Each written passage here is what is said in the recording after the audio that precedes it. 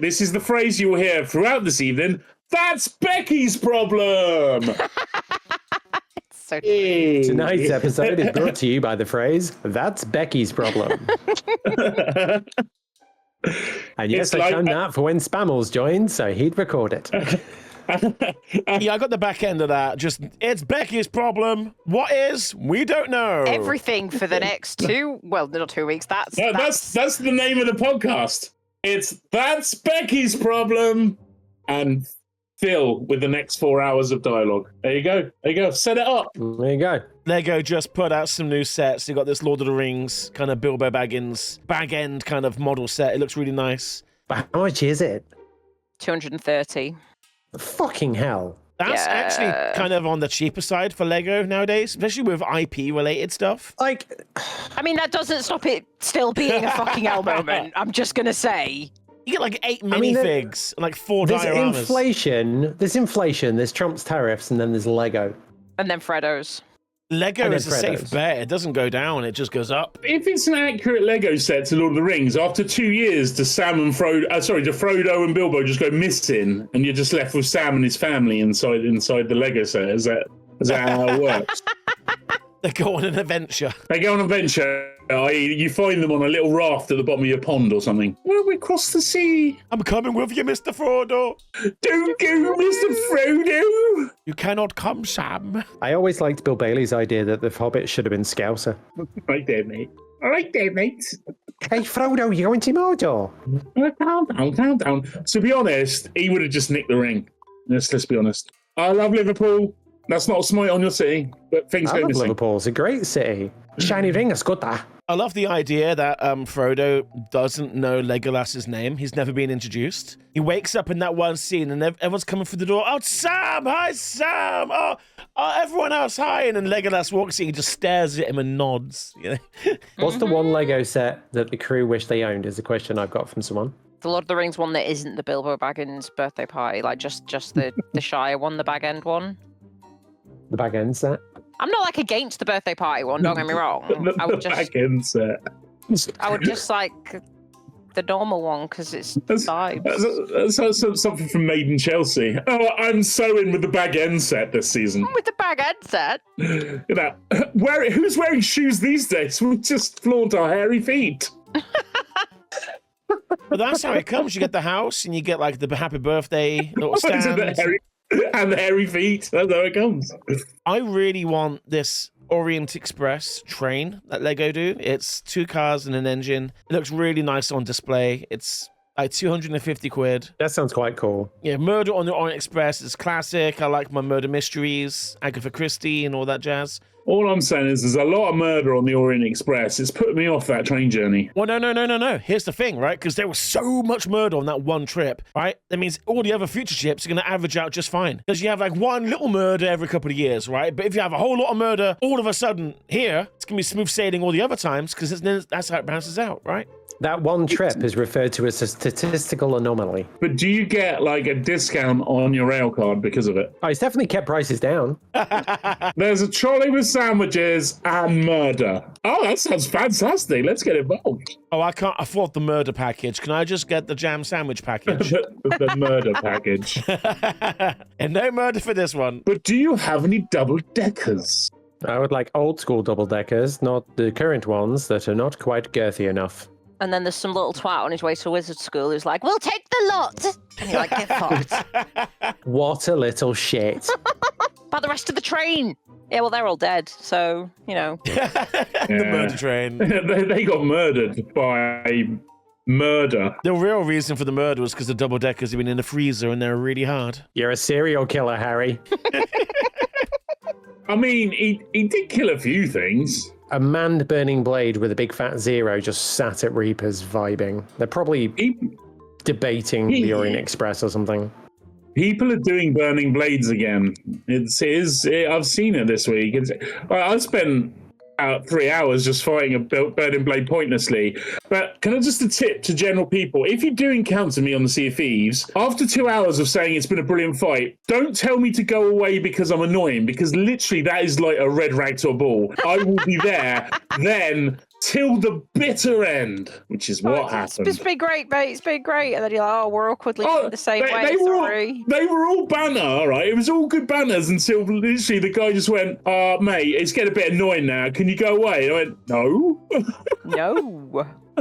I had that with Randy. We met a sloop duo and we were very evenly matched. It was kind of like they sank us, we sank them, they sank us, we sank them. So we're going tat for tat. So and there was a lot of treasure in place. So of course, we kept the fight going. And they said something along the lines of like, you don't know when to call it quits, or you don't know when to take the L, or whatever it is. It's like, mate, like we're equal here. Like you're not dominating. It was Brig versus Brig, right? It's just like, well, you're not getting any water in us. I said, that's because you've got a crew of 20 skeletons. That's why. Do you see that there's a slight imbalance here? Nah. You stand still, Goss. You have like a coil of rope on your left hand for me. Are you saying Dandy Castro has got some extra appendages? You're whipping Oh, yeah. a hula hoop. What are you doing? Put that back. Gonna lasso someone. Put that back. What can I say, ladies and gentlemen? I've been in the game files and I've given myself some new cosmetics. This cheap scotch is getting nicer with every sip, so that's all I'm saying. I think that's how they get you, Goss. That's how they get you with the cheap stuff. Yeah, it might have been distilled in Azerbaijan. What are you drinking? I'm drinking the Glen Stag, which on its label absolutely says it was bottled in Scotland. What I'm not seeing is whether it was distilled in Scotland. That's the question.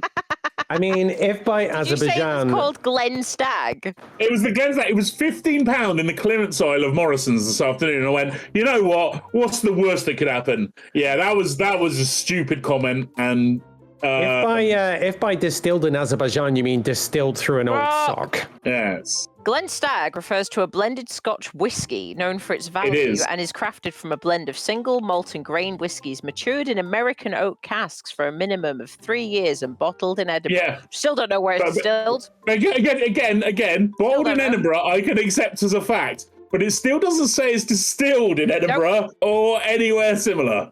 That looks like some student-coded £7 whiskey, if ever I saw some.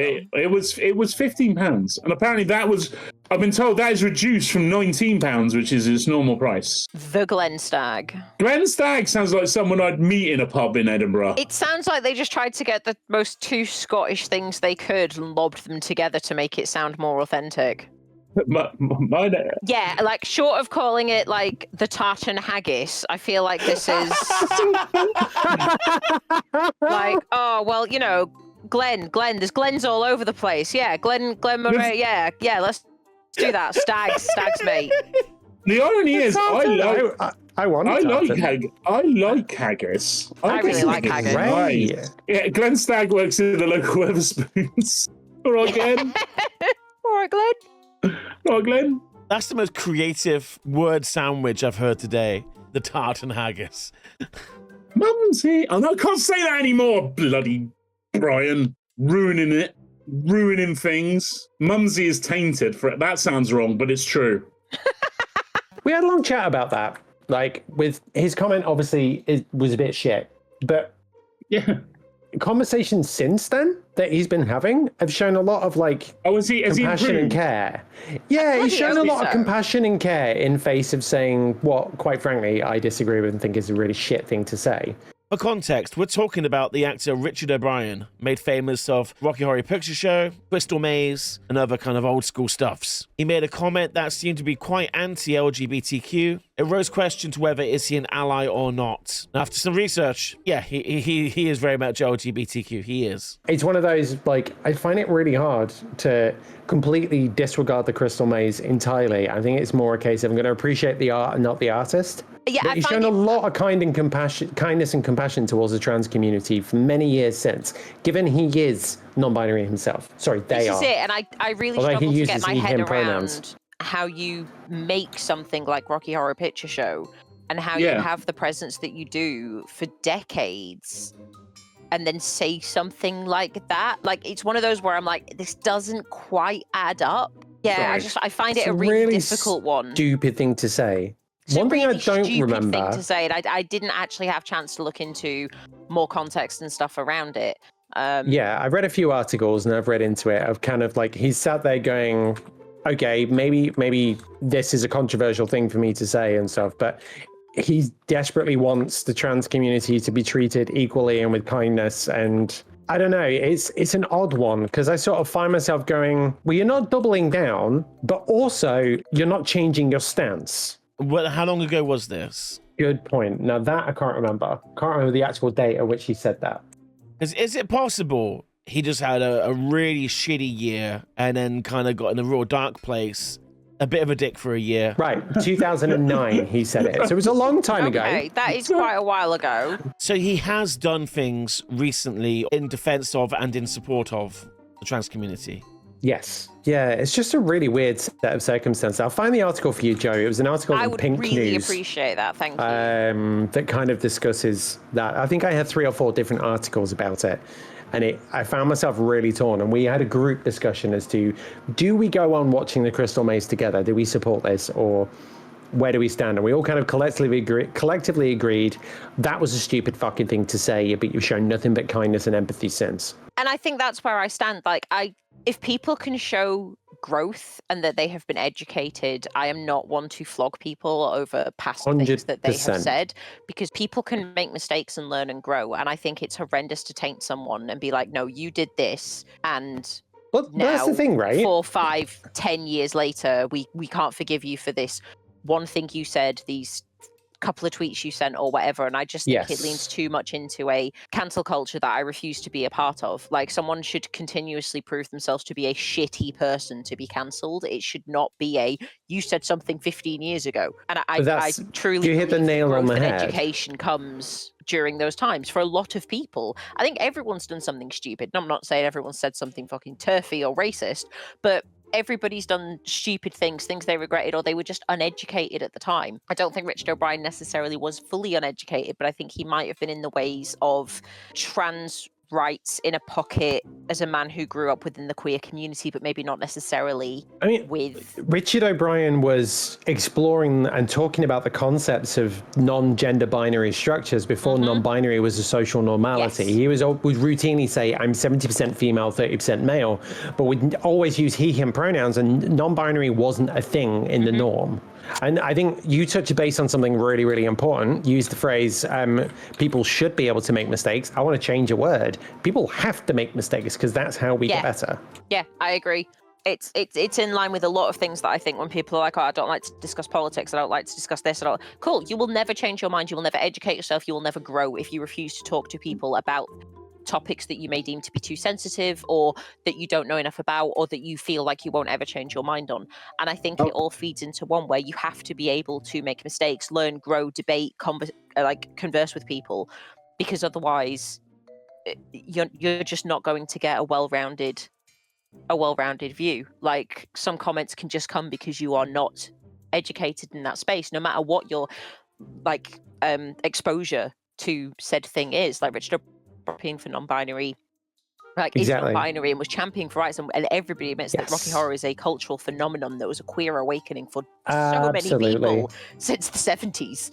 That doesn't necessarily mean he understands the nuances of the conversations within the queer community. It sounds to me that there's one quote that paints him in he said something quite bad in a bad light, but there's a whole lifetime of other examples to support him for being a bit of a legend. Yeah. Also, I don't think I can forgive him for bullying Blue Peter Duncan in Flash Gordon. I mean, I was waiting very, very patiently for the wisest line from Goss of all. If you know the scene, ladies and gentlemen, you've got the Dalton. He's looking at it. I thought I heard a I mean, the tin I did as well. I think I caught a glimpse of it. Was it to the south? Hang on. But why? But I thought all Foths were at Hidden Spring Keep, Joe. Not this season. We've changed it.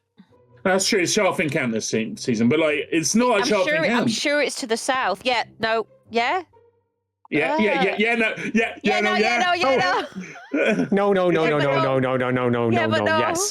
Is it Crow's Nest? Is it?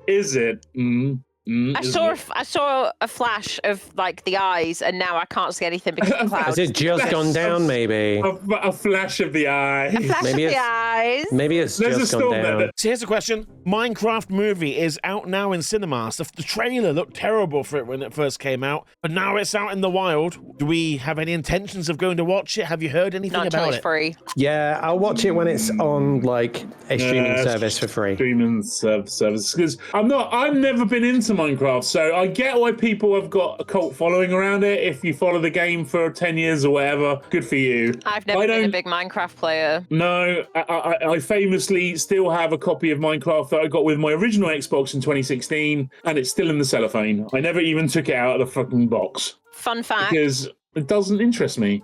Matt Berry was originally going to play Steve, but due to a scheduling conflict, couldn't. You stole my next talking point. How dare you? Oh, now that is boo.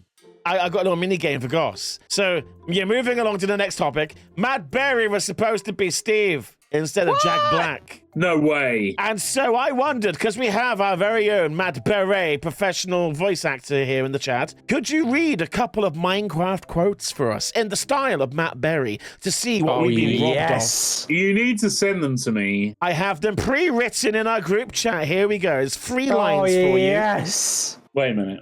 Let me expand my Discord screen so I can actually see them. I want to do the second one first because it's too good. Future Spammals here jumping in from the editor's booth. Goss was so powerful with this upcoming impression, his microphone couldn't handle it, and some of it's not there. So sorry about that. I want to do the second one first because it's too good. Because you know that you've got to put the emphasis on a chicken jocker. See, I don't know if he would ever. I don't know if he could say that one. It's like, as a child, I yearned for the mines. That sounds like something you'd say out of the Mighty Boo, shouldn't it? As a child, I yearned for the mines. Bob Fossil. Yeah, it's a bit Bob Fossil. It was a bit. What was the guy called who was looking for the new sound with a door in his hair? Rudy. Oh, no, Rudy. Yeah. Rudy. And we have one final quote.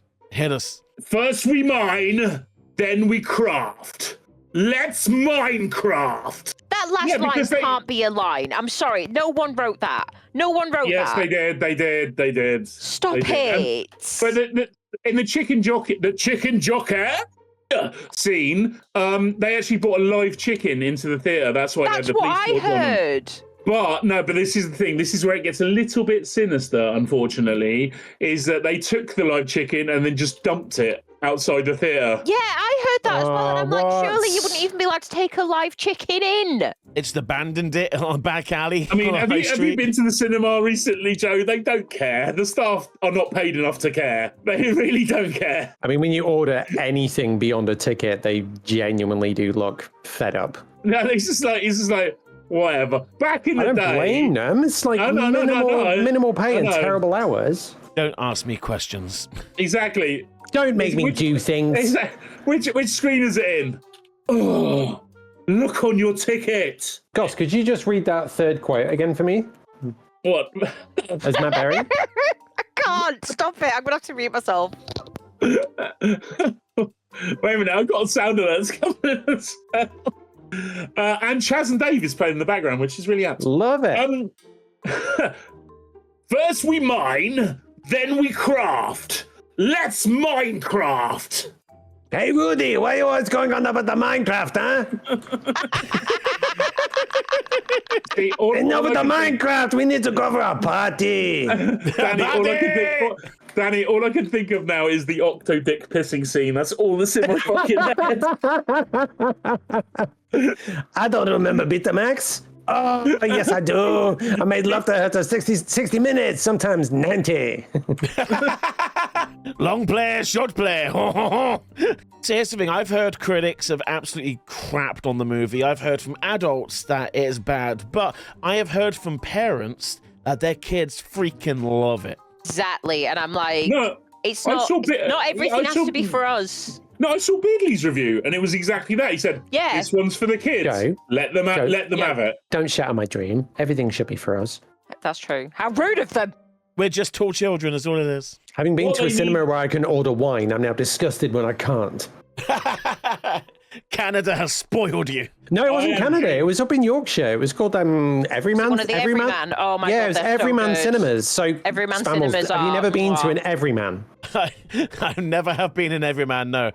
You get a sofa, you get a little table, and you can order like a pizza and a burger and some drinks, and they can be delivered halfway through the movie. And it's wonderful. What are they called down south? There's one in Southampton. Posh cinemas that do exactly that. I can't remember the name of it. Odeon? It does exactly that. It's the same things. You get like a table. It's not an Odeon, Spammals. It's a Cineworld. The new Odeon. If they served wine in Odeon, it'd be box wine watered down with human piss. You say that, but my Odeon had a bar, and it was called the Galleria, and basically, when you bought the posh seats at Odeon, you got to go to the gallery bar, and there was booze. And all the soft drinks and the snacks were free, including in ticket. And they shut it during COVID, and they never reopened it. What whiskey did they serve? The kilted haggis? No, just clearly the Glen Stag, the finest of whiskies. Glen Stag. Glen Stag. Yeah, look, you know that the gin's going to be the Cockney Juniper as well. Is it made in London? No, it's made in an industrial unit in Skeggy. But it's got a 2 out of 5 review from Danny Dyer. It's bottled in Westminster, so it's fine. How can we get the lead actor to say the word Minecraft? First we mine, then we craft. Let's Minecraft! I got to hear that in German now. Jeez. Why is it in German? That's so good. I mean, to be fair, it's as bad as the line in the Pirates Life trailer where he goes, "Tell me about this Sea of Thieves." It's like, oh, no, fake Jack. No, don't do it. I got abused the other day because I bought Baldur's Gate 3 and never played it. I'm a bad person. I remember when that came out, everyone said how great and good it was. I had no interest myself. I've never been compelled to play. It doesn't strike me as a game I'd enjoy. But I'm happy for other people's enjoyment. Yeah, I've enjoyed watching other people. People saying I should play Schedule 1, people saying I'll play Elden Ring. I've watched other people play both those games and really enjoyed the content. Oh, Schedule 1's funny as fuck. But he's not playing anything else. I love Schedule 1. Look, rare gits, because they've released that bloody solitaire deck, and that's got me way back into Spider Solitaire now. I'd managed to kick that addiction of Spider Solitaire. Yes, I am 45, and I know that, ladies and gentlemen. He did kick that addiction 20 years ago when we were all playing. But I'm now back on Spider Solitaire because of Sea of Thieves deck. It's just a picture. I know, but the game's really good. Spider Solitaire is a good game. Facts. So therefore, I've ignored it for like the last 3 years. Sea of Thieves shoves a picture on the back of the cards, and I'm there like a shot and go, oh my god, Spider Solitaire's fucking awesome. Come on, Goss, download Schedule 1. Sell some drugs with me. Oh, if you put it like that, Danny, how can I resist? There you go. Before they delist it. I have to play that game with the pickle filter for fear of losing my job. Yeah, exactly, Tang. This does sound like peer pressure, and we were warned about that, probably by David Prowse in an after-school special, whilst he was telling us to cross the road. It's not peer pressure, it's just encouragement. So, Universal Studios are coming to the UK. It's happening. Bedford! Just as I move away from being down the road from it, yes. I know that they've announced James Bond, Paddington Bear, and Lord of the Rings. I think I'll enjoy it. Only together at last. Same. I will absolutely go for Lord of the Rings content. Like, it's just one of those Lego sets in a small shed. I'm imagining the James Bond section as just being a cardboard cutout, you know, where they do the shot down the barrel of the gun and you just walk in, get your picture taken, and then that's it. Yeah, that's it. Yeah. It's a mausoleum containing the animated corpses of Roger Moore and Spammals' best friend, Sean Connery. I spoke to him. Yes, it's true. I am friends. It's true. Ladies and gentlemen, Spammals knew the late Sean Connery. They were bestest of friends. They both went on conflicting dates with Miss Moneypenny. Great times. I stupidly asked him what the weather was like in the Bahamas. What did he say? Did he say, don't be fucking stupid? Do it in the accent. It has to be done there. Surprisingly, Spammals, it's sunny. True. Remarkably clement. I think I asked, like, so what's the weather like for you? And he goes, well, I'm in the Bahamas. It's nice. Something like that. I don't normally check the weather forecast, but if I do, it's on one channel only. I particularly like Goss's impression because it's very, very close to Zippy from Rainbow. Oh, come on. Daddy. Hunting spear. Much more outrageous to be Zippy. Oh, quite like the Bahamas. No, because that's more cockney. I quite like the Bahamas. It's like lovely. A drunk. It's like someone who's absolutely leathered from Loughton, isn't it? Gentlemen, welcome to the Rock. So England has like Alton Towers, but we don't really have any of the big like Disneylands, Paramount, none of that stuff. So Universal coming is kind of huge, and I'm excited for what they might do with those IPs. Like, are they gonna make like the Shire? Can we walk around the Shire and go to the Hobbit houses and stuff? This is it. Like, is it going to be on that same theatrical level that Universal is? Or are we going to get a Shippy and M version? Well, that's the thing. Are we? It has to be, or no one will turn up. So I think Joe hits it. I'm so concerned. It's going to be. It's going to be like a park-based fairground production of Lord of the Rings, where it's just a poster and the music. Or someone in that like Amazon Gandalf outfit that you can order. Yeah. Amazon, just that's. Our British cynicism is so bad. It's ridiculous. And I question, are they going to build sound stages there and actually make like a studio side to it? Because I believe the real Universal Studios is a studio. Like, are they going to bring real props, or will they just make everything fake? I want to know what other franchises they are, because, this is my cynicism again, but Lord of the Rings, absolutely very excited. I understand that there is an appeal to Paddington Bear. And I understand that there is an appeal for James Bond, although I personally just feel like James Bond itself is quite dated. And it's a bit misogynistic, isn't it? Yeah, I'm just not really a fan. But I understand that is a me issue. But it still feels like only confirming those three franchises is just falling a bit flat for me as being an announcement outside of the Lord of the Rings one, because I'm a huge Lord of the Rings nerd. But do you know what I mean? Like, there's no wow factor there. I imagine Paddington is aimed for the kids, James Bond for the adults, and Lord of the Rings, like adventure nerds. Which I get, but what other franchises are we going to get? Because a James Bond, Paddington Bear, Lord of the Rings, I think, again, is a draw. James Bond possibly is. How big's Paddington Bear for it to be a draw to the UK? How big are they all to be a draw to the UK in 2025, 2031 by the time it opens? There'll be an Animals of Farthing Woods section where it's just someone plants a few trees and there's a plushy fox that you've got to find. Where we all just share some childhood trauma. Yeah. So we know they're about to do something with James Bond. Amazon now have full creative control of it. They're going to do side shows, spin-offs, money-penny side shows. So that might heavily lean into this new park if they really embrace that new era of Bond. I'm intrigued by the concept. I can deal with a reboot of Bond, just as Danny touched on. I just find the old Bonds incredibly problematic, and they make me quite uncomfortable. They've not aged well. They've not aged well. They're a product of their time period, for sure. Yeah, and I just feel like if you reboot it, you're going to be stuck between a rock and a hard place, because there's going to be purists that really want, this isn't what we wanted, like whatever reason. Oh, you've made James Bond a woman, you've made James Bond black, you've it's so woke and all of this, and then you're going to have other people that are just not going to be on board with it because you haven't changed anything and it's still misogynistic at its very core, and therefore just painful to watch because it just feeds into stereotypes. Exactly. So I've got my doubts about any James Bond section at the Universal thing, and about any reboot associated with James Bond for that thing. I just feel like, and I'm going to sound like a right crabby pie here, I think it's okay for some franchises to just die. That's my hot take. Welcome to Chaos Galleon episode 5, everybody. If you go back and watch the Roger Moore stuff, I find it's funny because it's so camp and kitsch, but it would never be socially acceptable now. No, not at all. No one would go and see a Roger Moore James Bond film now. They go and see a Sea of Thieves I go see a Roger Moore Sea of Thieves film. Hello,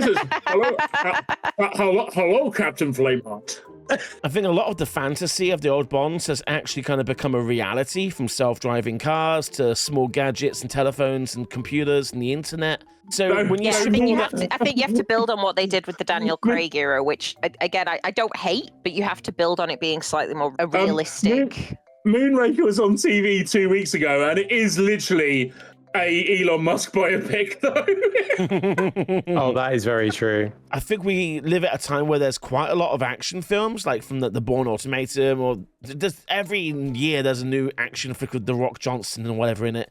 Yeah. James Bond doesn't really, if you strip away all those gadgets and stuff that used to be what made it stand out, it's now just a generic action flick with fast cars and fighting. So how's that different from Mission Impossible or just any other action flop nowadays? This is where I will say I will take a Daniel Craig James Bond film over a Mission Impossible, but I also loathe Tom Cruise. I can't stand Tom Cruise. Stand that man. Gives me the creeps.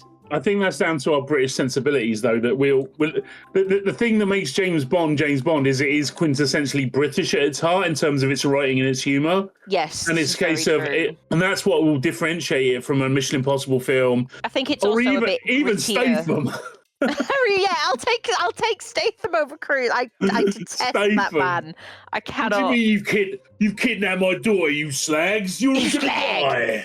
Isn't this the plot of Commando, but with a British guy? Yes, it absolutely is, but we're doing it anyway. I am convinced that with Jason Statham's films, they should have just named them all Jason Statham 1, Jason Statham 2, Jason Statham 3. And we'd all still go and watch them. I don't care if it's The Beekeeper or any of his other ones. Jason Statham. Jason Statham is just like a violent British version of Nicolas Cage. Jason Statham is Jason Statham. Literally. And I'm fine with that. Even Statham's in his late 50s. He's not long for he can't keep this up forever. So, Joe, I've had someone in my chat make a commitment for Sopfest for you. Oh. They've committed that they're going to be bringing you Hamburger Helper as well. Oh, stroganoff flavor, I bet. Fucking stroganoff. Spammals has taken personal offense to the stroganoff flavor Hamburger Helper. I'm really upset. I will 10 out of 10 gluten myself for Hamburger Helper. I started this love train of like everyone tried cheeseburger, hamburger helper. Godfather goes to America, gets cheeseburger, hamburger helper, tries it. Danny goes to Canada, gets cheeseburger and stroganoff, and is like, I'm gonna start with the stroganoff. Yeah, you could save the best till last. It's like I'm saving the best till last on your plate. Have you never seen a Bisto advert, Spammals? For fuck's sake. Always save the best for last. I want to have the conversation. Yeah, well, I tell you what, so you still can't have the conversation. So what difference does it make that Danny had the stroganoff one first? Because we're close. Danny's in possession of the satchel of destiny. I do have the cheeseburger one ready. I will be having it tomorrow. Cheeseburger one tomorrow? Yeah. So I thought you had the stroganoff. I had the stroganoff one during the week. I'm having the cheeseburger one tomorro. Two hamburger helpers in 1 week, you That's right.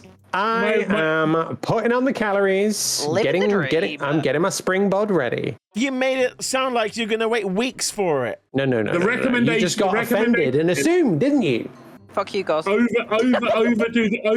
the meat, because the amount of meat they quote is wrong. It needs more meat. It does need a high meat to pasta ratio. It does. And add your grated cheese. Overdo the meat is a stunning sentence. Overdo the meat. Right. Okay. So if it says like, does it tell you? Yeah, it tells you like a set amount of like ground beef to use, right? So yeah, they lie. You can eyeball it. Just eyeball it. I'll use a large pack of mince. It'll be fine. I mean, it's all about the really fatty kind as well, isn't it? Well, 20% fat one. Yeah, like render it right down. It's true. You should compare it to the cheeseburgers at Walsall Football Club at Salfest and see how they rank. How much cardboard to meat ratio? You can almost taste the rat. The stroganoff one, to be fair to the stroganoff one, it was good. I did enjoy it. I cooked up a load of chicken, cooked up a load of mushrooms, some spring onions, and I did use that instead of ground beef, and it was really fucking good. What's your favourite flavour? Meat flavour! I want it to taste of flesh. Sorry, vegetarians in a It's back on the menu, boys. My mum just got back from America and she brought 14 packets back with her. Oh. Fucking hell! I'm good for the year, boys. And she still had the audacity to go through the green channel. Fuck me. Have you pointed out to your mum that she could probably order it online for less than a trip to the States? And she was there for family anyway. That she just brought them back because she could. We don't bring the whole box back. Like we just bring the satchel, the sachet, the flavor. You know. The first retaliatory tariff will be on cheeseburger helper, ladies and gentlemen. Of course, now my family's home. My cat doesn't want anything to do with me anymore. She's missed them. You don't want any needle beans in your hamburger helper, ladies and gentlemen. My cats are very, very confused by a little bit of house renovation I've done recently where I've had some shutters installed in 2 of the rooms in my house. They're very, very confused and they're desperately trying to break them. This has got to go. Ooh, yeah. Well, I had them installed in my study and in my bedroom because they're 2 areas that if I sleep with the windows open, they can easily get in and out, but they bring presents. Because I live in the countryside, so every day they bring small creatures or birds home as a little gift, but they bring them in the house while I'm sleeping. So it's like I put the shutters in to try and stop them, and now all of my shutters have loads of tiny little paw prints everywhere where they're desperately trying to find a way to break them. Oh, bless. Like, but I brought you a mouse. Why wouldn't you let me in, you ungrateful shit? Do you know how hard I worked for this? I chased it for ages. In fairness, my youngest of the cats, he's like 2.5 years old now. He's called Bane. He's evolved to the point where he now catches moles, and I'm quite impressed. He was no one until he put on the mole. Yeah, Bane's Jason Stathaming, like face painting, going down the mole holes after them. You get back here. You kidnapped my daughter. You kidnapped my daughter. While the family were away and I was the only one in the house, the cat, I'd open the living room door after waking up, and she would always run at me. She would jump on the sofa.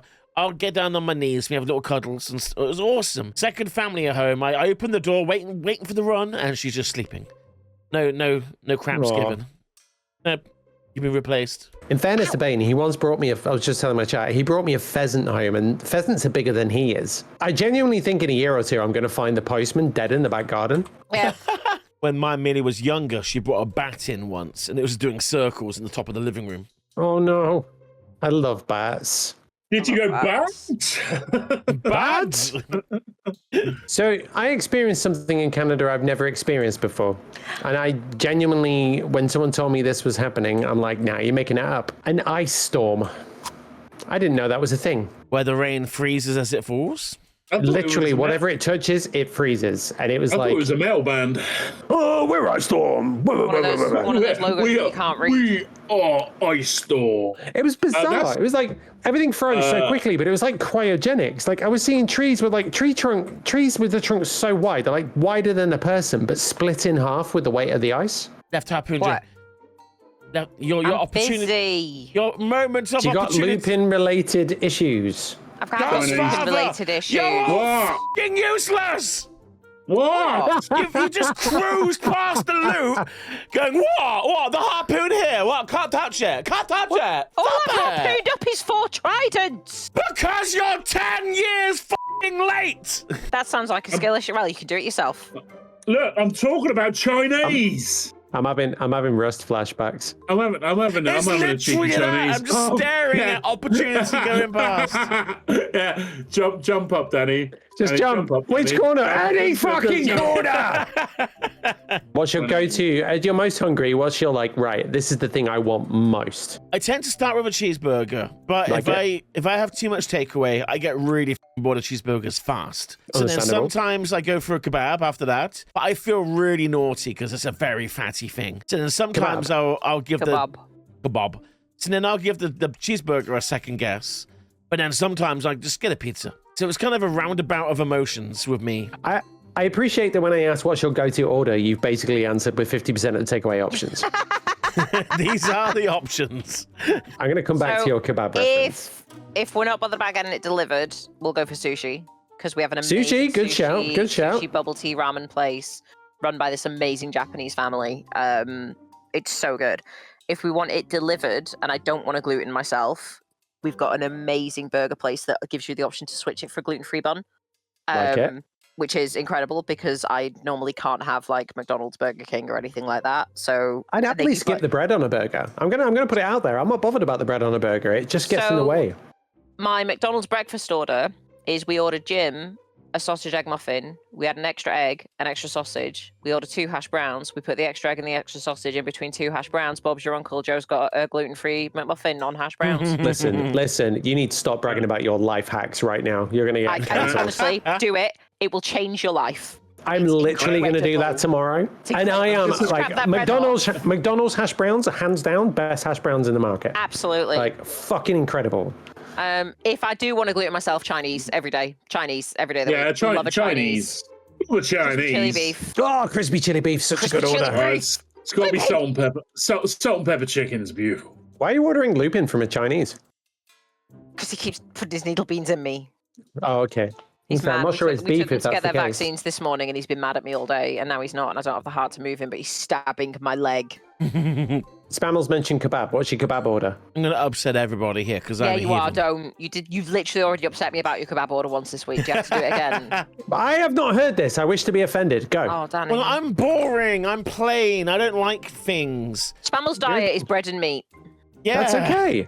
That's okay. So when I get a kebab, it's just the pita bread, the kebab meat, and cheese. That is it. No sauces, no relish. There's some cheese in there. I accept. Cheese on the kebab. You gotta cheese it. You gotta cheese your kebab. If you're cheese not on a kebab is insane.